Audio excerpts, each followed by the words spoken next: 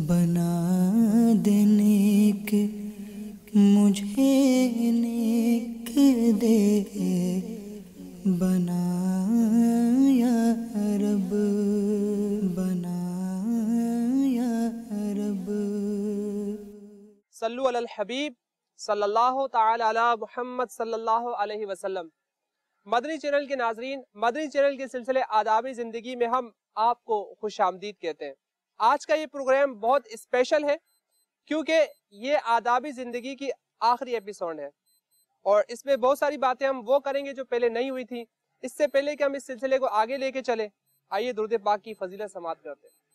نانا حسرین سرور کونین صلی اللہ تعالی علیہ وسلم کا فرمان عالی شان ہے، جو روزانہ مجھ پر 50 مرتبہ 50 ٹائمز درود پاک پڑھے گا، بروز قیامت میں اس سے مصافحہ فرماؤں گا۔ سبحان اللہ، اللہ اکبر۔ مدنی چینل کے ناظرین، کتنا آسان نسخہ ہے اور کتنا پیارا صلہ اور نتیجہ ہے۔ ہمارے آقا علیہ الصلوۃ والسلام ارشاد فرما رہے ہیں کہ 50 مرتبہ درود پاک پڑھنے کی عادت بنائیے، بروز قیامت اس کے نتیجے میں، اس کی جزا میں تم سے ہاتھ ملاؤں گا۔ عادت بنا لیجئے اپنی، روزانہ 50 مرتبہ کم از کم درود پاک تو پڑھ ہی لیجئے۔ صلو علی الحبیب صلی اللہ تعالی علی محمد صلی اللہ علیہ وسلم۔ مدنی چینل کے ناظرین، مدنی چینل پر ویسے تو بہت سارے سلسلے آپ نے دیکھے ہوں گے اور ان سلسلوں میں ایک سلسلہ آداب زندگی بھی تھا۔ آداب زندگی اپنی 29 ایپیسوڈز مکمل کر چکا ہے اور آج آداب زندگی اپنی لاسٹ ایپیسوڈ مکمل کرنے جا رہا ہے۔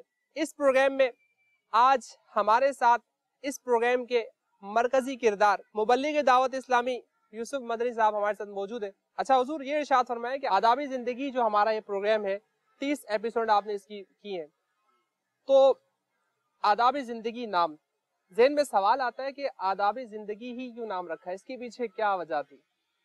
الحمدللہ رب العالمین والصلاة والسلام علی سید الانبیاء والمرسلین، اما بعد فاعوذ باللہ من الشیطان الرجیم، بسم اللہ الرحمن الرحیم، صلو علی الحبیب صلی اللہ تعالی علی محمد صلی اللہ علیہ وسلم۔ الحمدللہ مدنی چینل کے ناظرین، آپ نے پروگرام آداب زندگی دیکھا۔ تقریباً 30 ایپیسوڈ ہمارے مکمل ہونے کے لیے جا رہے ہیں اور آداب زندگی جو پروگرام ہم نے سٹارٹ کرنے کا سوچا تھا، اس کی بنیادی وجہ حدیث کی کتابوں کا ہم جب مطالعہ کرتے ہیں تو تقریباً حدیث کی کتابوں میں ہمیں کتاب الادب ملتا ہے۔ آپ مشکوٰۃ شریف میں دیکھ لیں، آپ بخاری شریف میں دیکھ لیں، مسلم شریف میں دیکھ لیں، ریاض الصالحین میں دیکھ لیں، آپ کو کتاب الادب ملتا ہے۔ اس کتاب الادب کا جب میں نے مطالعہ کیا تو بہت ساری ایسی احادیث تھیں جو ہماری زندگی کے معمولات سے متعلق ہیں، شب و روز کے معمولات ہیں، اخلاقیات ہیں، آپ کو اپنی زندگی کس طرح سے گزارنی ہے، زندگی گزارنے کے دوران ہمیں کن کن آداب کا، کن کن چیزوں کا خیال رکھنا چاہیے۔ تو اس حوالے سے ایک ذہن بنا کہ کیوں نہ یہ جو احادیث کریمہ ہیں، حضور علیہ الصلوۃ والسلام کے فرامین ہیں، نبی کریم علیہ الصلوۃ والسلام کی سیرت ہے، لوگوں تک پہنچائی جائے، مدنی چینل کے ناظرین تک پہنچائی جائیں۔ تو اس حوالے سے پھر چونکہ اس کا نام بھی کتاب الادب ہوا کرتا تھا، تو پھر آداب زندگی ایک ذہن بنا کہ زندگی گزارنے کے جو آداب ہیں، انداز ہیں، معمولات ہیں، ان کو لوگوں کے سامنے بیان کیا جائے۔ تو اسی لیے ہم نے پروگرام کا نام بھی آداب زندگی الحمدللہ منتخب کیا تھا۔ ماشاءاللہ، یہ بھی ایک کتنی اہم بات ہے مدنی چینل کے ناظرین کے لیے کہ ایک سلسلہ کیا جا رہا ہے اور اس میں خالصتاً ویورز کو دیکھا جا رہا ہے کہ آپ کو زندگی کے آداب سکھانے، یعنی جسٹ اپنے لیے یہ سلسلہ نہیں کرنا بلکہ ہماری ویورشپ جو ہے ان کو کچھ سکھانا ہے، تو وہ بھی احادیث مبارکہ کو پڑھ کے اس کا نام رکھا جا رہا ہے۔ سبحان اللہ، کتنا پیارا انداز ہے دعوت اسلامی کا۔ اچھا، یہ ارشاد فرمائیے کہ یہ جو سلسلہ آپ 30 ایپیسوڈ ماشاءاللہ آج مکمل ہونے جا رہی ہیں، تو کتنا وقت لگتا تھا یہ تیاری کرنے میں؟ آدھے گھنٹے کا تقریباً سلسلہ تھا۔ اس میں ایسا ہے طاہر بھائی کہ پروگرام کے موضوع پر ڈیپینڈ کرتا ہے، یعنی کہ آپ کا جو موضوع ہے اگر بعض اوقات بہت ڈیپلی ہوتا ہے، بعض اوقات اس کے لیے قرآن کی آیات بہت تلاش کرنی پڑتی ہیں، احادیث بھی دیکھنی پڑتی ہیں، بزرگان دین کے واقعات اور اقوال کو بھی دیکھنا پڑتا ہے۔ تو اگر موضوع تھوڑا سا مشکل ہوتا ہے تو اس کے لیے پھر تھوڑا ٹائم زیادہ لگ جاتا تھا، اور کوشش ہماری یہی ہوتی تھی کہ پروگرام کے اندر قرآن کی چند آیات بھی پیش کی جائیں، چند احادیث کریمہ بھی ہوں، بزرگان دین کے اقوال بھی ہوں، تاکہ ہم جس موضوع پر بات کرنے کے لیے جا رہے ہیں، مثال کے طور پر حسن اخلاق کا موضوع ہے، یا مریض کی عیادت کا موضوع ہے، تو اب مریض کی عیادت کے حوالے سے قرآن کریم ہماری کیا رہنمائی کر رہا ہے، احادیث ہماری کیا رہنمائی کر رہی ہیں، یوں ہی بزرگان دین کے اقوال ہماری اس حوالے سے کیا رہنمائی کرتے ہیں. تو ان تمام چیزوں کو مد نظر رکھتے ہوئے تیاری کرنی پڑتی ہے. تو لہٰذا اگر موضوع زیادہ مشکل ہو تو وقت زیادہ لگ جاتا ہے، موضوع جو ہے وہ زیادہ مشکل نہ ہو تو پھر تھوڑی جلدی تیاری ہو جاتی تھی. یوسف بھائی، آج آداب زندگی ہمارا سلسلہ ہے، آخری ایپیسوڈ ہے، ویور آپ کو دیکھ رہے ہوں گے، تو آج ان ایپیسوڈ کے اختتام پہ آپ ان کو کیا پیغام دینا چاہیں گے؟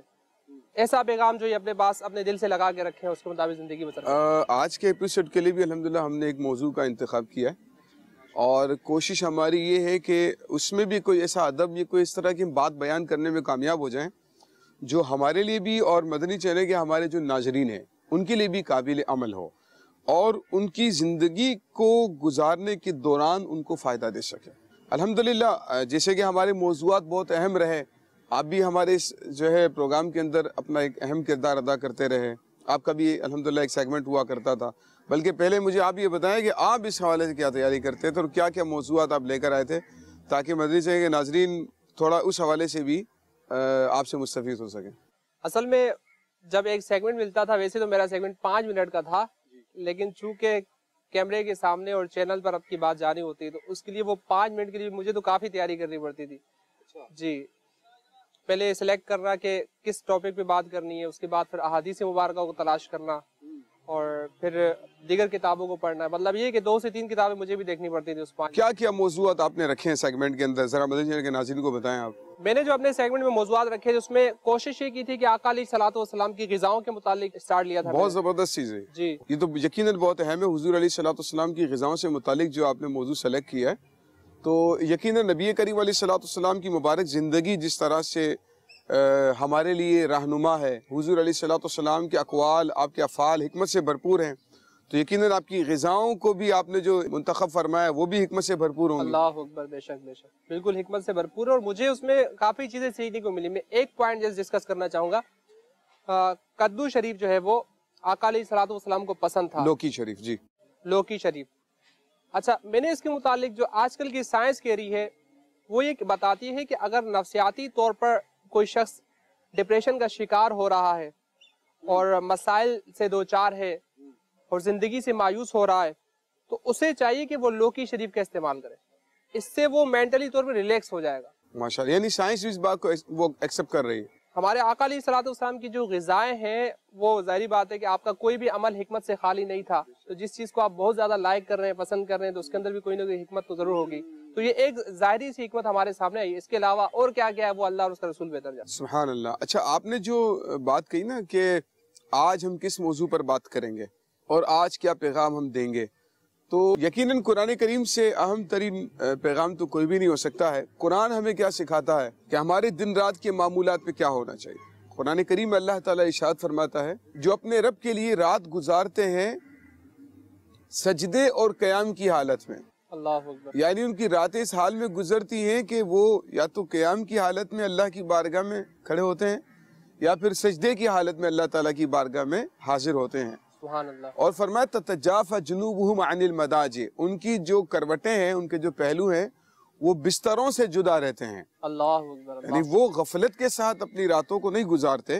اللہ تعالیٰ مومنوں کی، متقین کی صفات کو بیان فرماتا ہے کہ وہ غفلت کی حالت میں اپنی رات کو نہیں گزارتے ہیں. رات کا کچھ حصہ تو سو کر گزارتے ہیں اور رات کا ایک حصہ جو ہے اللہ کی عبادت میں گزارتے ہیں. اور ایک اور مقام پر اللہ پاک نے ارشاد فرمایا، یا ایھا الذین آمنوا اذکروا اللہ ذکرا کثیرا وسبحوہ بکرۃ واصیلا. اے ایمان والو، اللہ کا ذکر کثرت کے ساتھ کرو اور صبح اور شام اس کی پاکی بیان کرو. صبح کا وقت ہو، شام کا وقت ہو، تو صبح اور شام کے وقت میں بھی اس کی پاکی کو بیان کرنا ہے اور رات کو اللہ پاک کی عبادت کے اندر گزارنا ہے. اچھا یوسف بھائی، یہاں ایک سوال پیدا ہوتا ہے کہ دور حاضر میں چونکہ بہت زیادہ مصروفیت ہے، لوگ مصروف رہتے ہیں، گھر بار ہے، بزنس ہے اور دیگر معاملات ہیں، تو جس طرح آپ نے ارشاد فرمایا اس سے تو یہ معلوم ہوتا ہے کہ صبح سے لے کے رات تک مسجد ہی میں رہیں، عبادت کرتے رہیں اللہ تعالیٰ کی، تو پھر یہ کیسے ممکن ہو سکے گا؟ دیکھیں اصل میں نا اس مسئلے کو سمجھنے کی ضرورت ہے طاہر بھائی. قرآن تو ہم سے اس بات کا تقاضا کرتا ہے کہ دن رات اللہ تعالیٰ کی عبادت کرو، لیکن یہ اس بات کی منافی ہرگز نہیں ہے کہ آپ کسب معاش نہ کریں، آپ فائنینشلی بالکل زیرو ہو جائیں، آپ اپنے اہل و عیال کی کوئی خدمت نہ کریں، وہ دوسروں کے آگے ہاتھ پھیلانے پر مجبور ہو جائیں. یہ مطلب نہیں ہے، یہ ایک بالکل نیگیٹو پوائنٹ لیا جا رہا ہے، ایسا ہرگز مراد نہیں ہے. دیکھیں مقصد یہ ہے کہ مسلمان اگر کھانا کھا رہا ہے، سو رہا ہے، جاگ رہا ہے، کسب معاش کر رہا ہے، اس کا کوئی کام اللہ کی نافرمانی والا نہیں ہونا چاہیے، شریعت کی خلاف نہیں ہونا چاہیے. اگر ایک آدمی کسب حلال کرتا ہے، حلال طریقے سے روزی کماتا ہے اللہ کو راضی کرنے کے لیے، تو اس کا یہ حلال روزی کمانا عبادت ہے. اگر کوئی اچھی نیت کے ساتھ کھانا کھا رہا ہے، اس کا یہ کھانا کھانا عبادت ہے. اگر کوئی سوتے وقت دعائیں پڑھ رہا ہے، باجماعت عشاء کی نماز پڑھ کے اگر آپ سوتے ہیں اور فجر کی نماز باجماعت پڑھتے ہیں، اگر کوئی شخص عشاء کی نماز باجماعت پڑھے، فجر کی نماز باجماعت پڑھے، اللہ تعالیٰ پوری رات عبادت کرنے کا ثواب عطا فرماتا ہے. سبحان اللہ. مدنی چینل کے ناظرین، یہ تو بہت ہی زیادہ آسانی ہو گئی ہمارے لیے.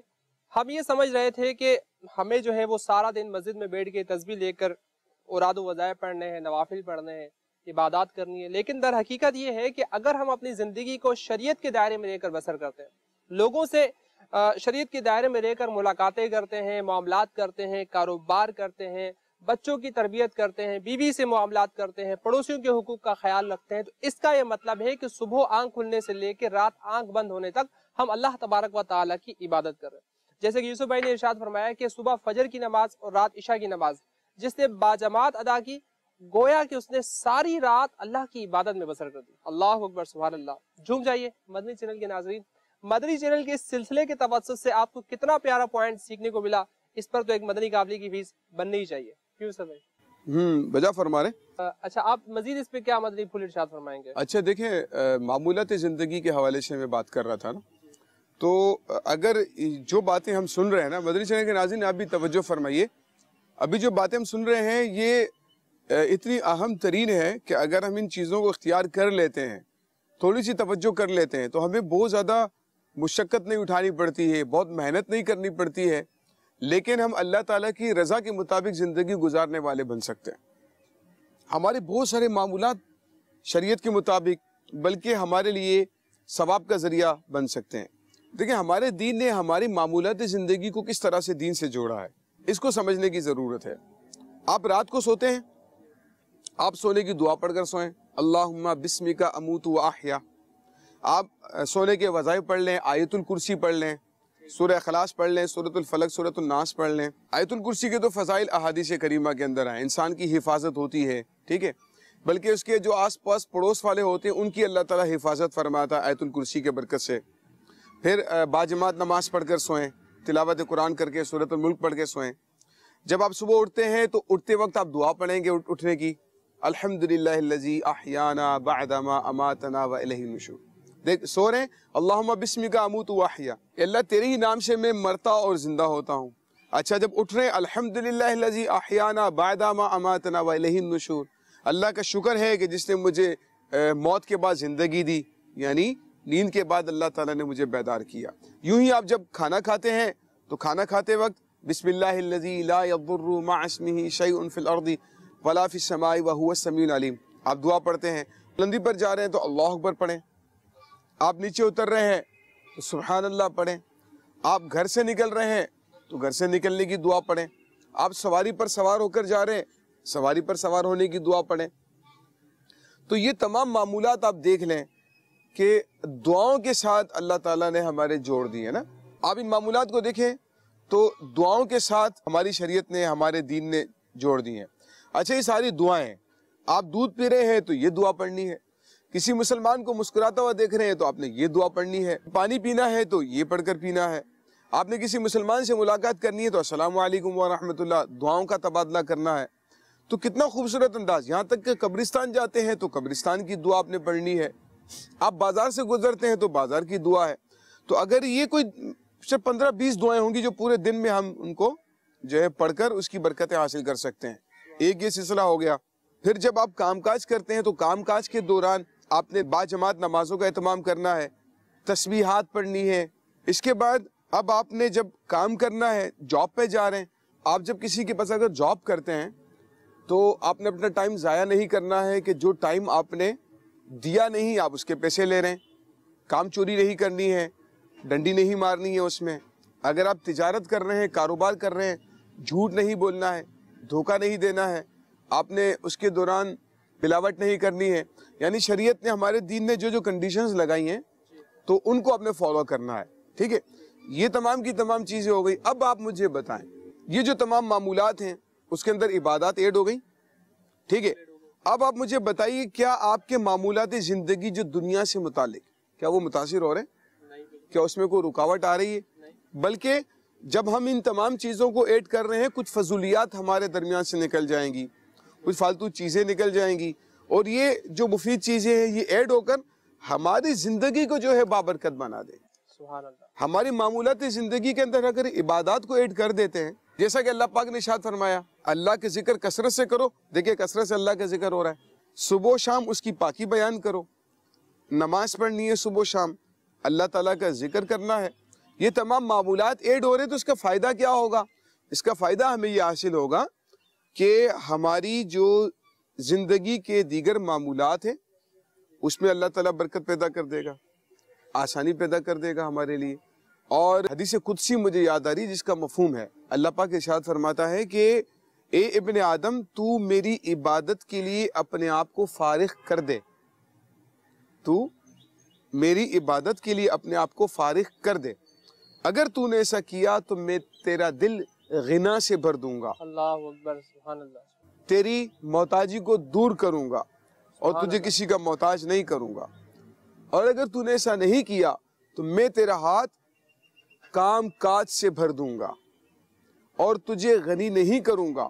کہ مفہوم حدیث پاک کا سنا رہا ہوں. مطلب یہ ہوا اب وہ پوری شب و روز دنیا کی محنت میں لگا رہے گا، نہ دل کو سکون ہے، نہ دل میں غنا پیدا ہو رہا ہے، نہ اس کو عبادت کے لیے وقت مل رہا ہے. لیکن ایک آدمی ہے جو عبادت کے لیے وقت بھی نکالتا ہے، معمولات زندگی بھی اس کے جاری ہیں، کسب معاش بھی کر رہا ہے، لیکن اس کے دل میں اللہ تعالیٰ نے اس کی وجہ سے سکون پیدا کر دیا، غنا پیدا کر دیا، لالچ نہیں، حرص نہیں، بے سکونی نہیں. اور اس کا فائدہ یہ ہو رہا ہے کہ انسان سکون کے ساتھ اپنی بابرکت زندگی گزارتا ہے، اس کی روزی میں، رزق میں اللہ پاک برکت عطا فرما رہا ہے. تو یہ تمام معاملات ہیں کہ اگر ہم شریعت کے مطابق ان تمام چیزوں کو کرتے ہیں، اپنے معمولات زندگی کو گزارتے ہیں، تو اللہ تعالیٰ اس میں برکت پیدا کر دیتا ہے. تو بھائی جتنے بھی سوالات ہوئے اور جو معلومات آپ نے دی بہت زیادہ اہم تھی.